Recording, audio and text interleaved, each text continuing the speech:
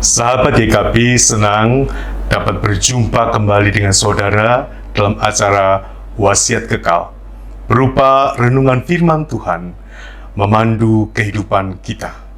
Saya Pendeta Agus Wijaya dari GKI Serpong, dan renungan kita hari ini tanggal Jumat 7 November 2025 berjudul Menjadikan Orang Lain sebagai Subjek, yang ditulis oleh Pendeta Cordelia Gunawan, Ketua BPMSW GKI seluruh wilayah Jawa Barat, dan didasarkan pada bacaan Kejadian 38 ayat 1 sampai dengan ayatnya yang ke-26. Mari kita berdoa.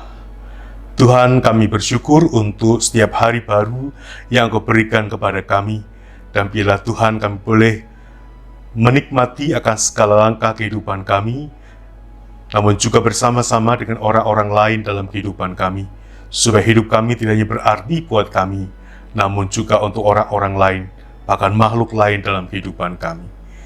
Serta berkati kalau kami akan membaca dan merenungkan firman-Mu pada hari ini. Dalam nama Tuhan kami, Tuhan Yesus, kami berdoa dan memohon. Amin.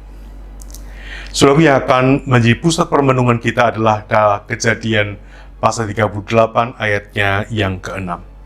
Kejadian pasal 38 ayat yang ke-6 yang demikian firman Tuhan. Yehuda mengambil bagi anak sulungnya, seorang istri namanya Tamar. Saudara, apakah kita punya rencana atau rancangan bagi hidup kita? Apakah dalam rencana atau rancangan itu kita juga memikirkan orang-orang yang ada dalam hidup kita dan melibatkan mereka dalam rencana-rencana kita? Ataukah jangan-jangan hidup kita hanya tentang diri kita sendiri, bahkan sampai tidak segan mengorbankan orang lain? Mungkin juga kita tidak secara langsung mengorbankan orang lain, tetapi kita menjalani relasi yang menguntungkan diri sendiri dan merugikan mereka.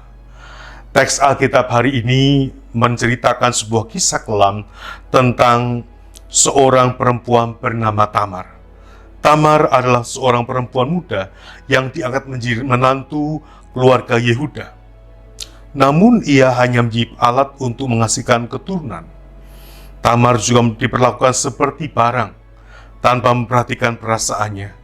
Ia dengan mudah dipindah tangankan.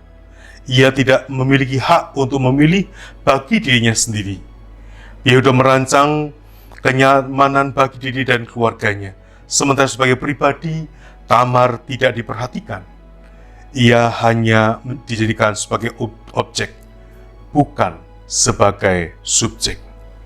Jika kita renungkan lebih dalam, bisa jadi tanpa sadar kita seringkali berlaku seperti Yehuda. Bisa jadi kita telah menjadikan orang lain sebagai objek tanpa memberikan mereka peran sebagai subjek atas kehidupannya sendiri. Saudaraku, mari menjalani akan hidup dengan bijaksana dan menghargai orang lain sebagai subjek atas kehidupannya. Mari kita menaikkan doa kita. Tuhan, terima kasih hari ini kami boleh belajar menjadikan orang lain sebagai subjek dalam kehidupan kami, sehingga mereka pun merupakan orang-orang yang berarti, yang punya peranan bagi diri mereka sendiri maupun juga bagi kami dan juga bagi orang lain, sehingga kami boleh menghargai satu dengan yang lain dalam kehidupan kami. Ampuni kami kalau selama ini kami menjadikan orang lain sebagai objek dari kesenangan kami, dari kepentingan kami sendiri. Dan bila kami disadarkan untuk senantiasa menjadikan orang-orang lain sebagai bagian dari kehidupan dan rancangan kami, kami menyerahkan diri kami semua ke dalam tangan kasih-Mu. Dalam nama Tuhan kami, Tuhan Yesus, kami berdoa dan memohon. Amin. Saudara, demikianlah renungan kita hari ini.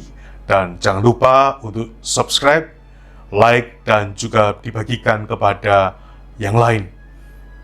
Saudara, teman, sahabat, kerabat, teman-teman gereja, supaya kemudian renungan ini juga boleh berarti bagi setiap orang. Tuhan memberkati.